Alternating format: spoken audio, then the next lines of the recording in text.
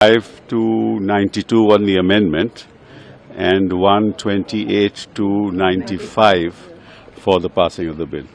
So in any case, they had the majority. They had it in the Lok Sabha, they have it in the Rajya Sabha. But you can see the division in the country, even in terms of the numbers, because there are substantial numbers which have opposed the bill.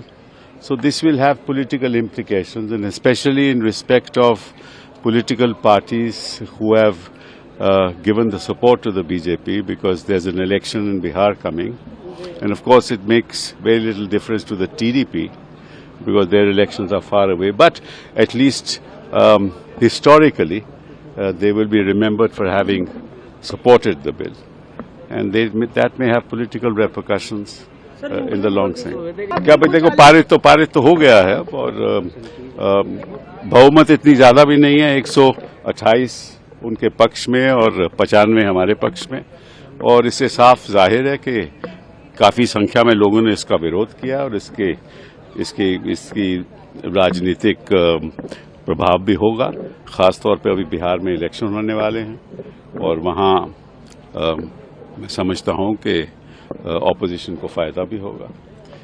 लेकिन जो समाज में बंटवारे की राजनीति हो रही है उससे समाज का नुकसान होगा और देश का नुकसान होगा, और भविष्य में ये देश के लिए अच्छा नहीं है, क्योंकि जो असली मुद्दे इस देश के सामने हैं वो ये मुद्दे नहीं है। इनसे गरीबी, इससे पारित होने से गरीबी नहीं हटेगी, रोजगार नहीं मिलेगा, बेरोजगारी नहीं खत्म होगी, और शिक्षा और स्वास्थ्य के संदर्भ में महिलाओं के लिए कुछ नहीं होगा। तो ये तो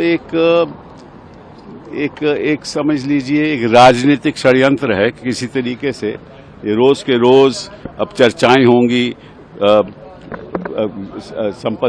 वक्फ की संपत्ति के प्रति विवाद पैदा होगा, रोज के रोज उसके बारे में अखबार में होगा, फिर डिबेट होगी और ये चलता रहेगा, और उनको ये समझते हैं कि इनको फायदा हो जाएगा, तो इसीलिए उन्होंने किया ये सब।